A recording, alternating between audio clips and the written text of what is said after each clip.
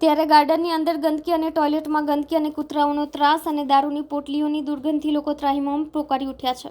ત્યારે morning walk કરવા આવતા રહીશોના કહેવા પ્રમાણે સ્વામી દયાનંદ સરસ્વતી ઉદ્યાનના કસરત કરવાના સાધનો તૂટી ગયા છે અને ગાર્ડનની અંદર પાણી જ્યાં છાંટવાનું હોય ત્યાં નથી છાંટતા અને સવારમાં જ્યાં ઘાસ ના હોય, જ્યાં યોગા કરવાના હોય ત્યાં પાણી છાંટી દે છે। તેના કારણે સવારમાં ગાર્ડનમાં કાદવ થઈ જાય છે।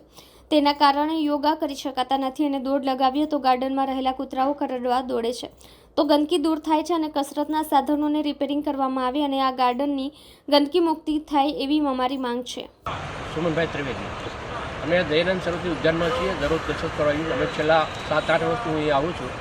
વારંવાર જાણ કરવા છતાં, કોર્પોરેશનમાં ફરિયાદ કરવા છતાં આ ગાર્ડનનો જે સુધારો થવો જોઈએ તે સુધારો થતો નથી અને જ્યાં પાણી છટાવવું જોઈએ તો વૃક્ષોનો જે જગ્યાએ જે રીતે પાણી પાવું જોઈએ એની જગ્યાએ જ્યાં ખાલી માટી જ છે, લોન નથી, ત્યાં પાણી નાખી દે અને કાદવ કહે છે અને કરે છે। અને કસરત કરવા માટે જે લોકો આવે છે અહીંયા, પોતાના સ્વાસ્થ્ય સુધારવા માટે જે લોકો આવે છે અહીંયા, તો તેમને કસરત કરવાની જગ્યા મળતી નથી, સમજ્યા?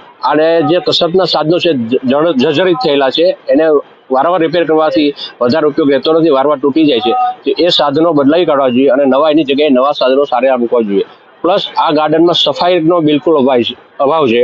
ગાર્ડનનું મેન્ટેન બિલકુલ નથી। આ ગાર્ડનની જે લોન છે, લોન કેટલા વર્ષોથી ઘસાઈ નીકળી ગયેલી છે, તે લોનને વ્યવસ્થિત પાથરવી જોઈએ। પાણીની વ્યવસ્થા સારી છે પણ એનું મેન્ટેન વ્યવસ્થિત નથી। પ્લસ અહીંયા ચોકીદાર નથી, નિયમિત ચોકીદાર નથી, નિયમિત માળી નથી, સમજ્યા? એટલે આ ઘણા બધા તકલીફો એવી છે કે અહીંયા પછી પશુ ફરતા રહે, કૂતરાઓ બધા ફરતા રહે છે। જ્યારે કોઈને કરડવાના બનાવ બને છે ત્યારે એવો તકલીફ થાય છે, તો એ માટે પણ ધ્યાન રાખવું જરૂરી છે। બાથરૂમ જે જાહેર શૌચાલય છે બંને લેડીઝ અને જેન્ટ્સ, એ બંને એટલી ખરાબ હાલતમાં છે કે માણસો યુઝ જ નહીં કરી શકે અને સાફ સફાઈ બિલકુલ થતી જ નથી। અને જે અહીંયા કોન્ટ્રાક્ટર સાફ સફાઈ વાળા મૂકે છે તે 100-150 રૂપિયા વાળા આપીને મૂકી દે છે, ખાલી વોકવે વાળી નાખે છે અને બાકીનો બધો કચરો સાઈડ પર નાખી દે છે। એટલે એને સફાઈનો બી અભાવ એ રહી જ છે।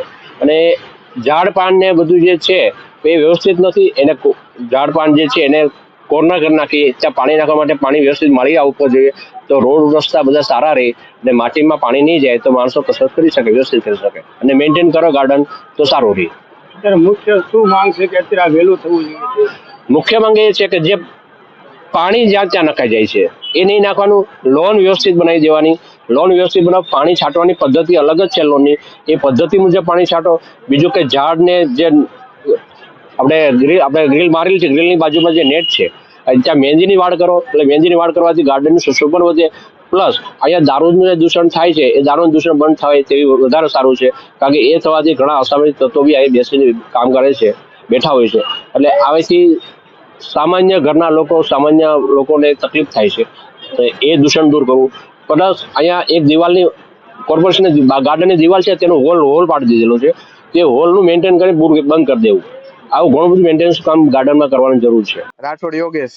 યોગેશભાઈ, આજે તમે જે કસરત કરવા માટે આવ્યો છો સવારે, હા, અહીંયા અમે સવારે 6 વાગ્યામાં આવીએ છીએ, પણ અહીંયા બધું વાતાવરણ ચોખ્ખું નથી। બધી જ્યાં જુઓ ત્યાં ગંદકી અને કૂતરાઓનો ત્રાસ છે અને સવારમાં બધા આવીને ખરાબ વર્તન કરે છે અને અહીંયા સાધનો પણ બધા ખરાબ થઈ ગયા છે। એકેય સાધન સરખું નથી ચાલે એવું, એટલે સવારમાં કસરત કરવામાં બહુ તકલીફ થાય છે। કૂતરાઓનો પણ બહુ ત્રાસ છે અને અહીંયા આપણે જોઈએ તો કસરત કરીએ તો અહીંયા ગાર્ડનમાં પાણી સવારમાં છોડી દે છે, એના કારણે ગાર્ડન આખું ભીનું હોય। સાંજે પાણી છોડે ને તો સારું પડે, એમ સવારે સુકાઈ જાય। અને અહીંયા અસામાજિક તત્વો દ્વારા બધા આવે છે અને દારૂની બધું પીને પડ્યા રહે છે, તો એની સ્વચ્છતા જાળવે તો સારું પડે।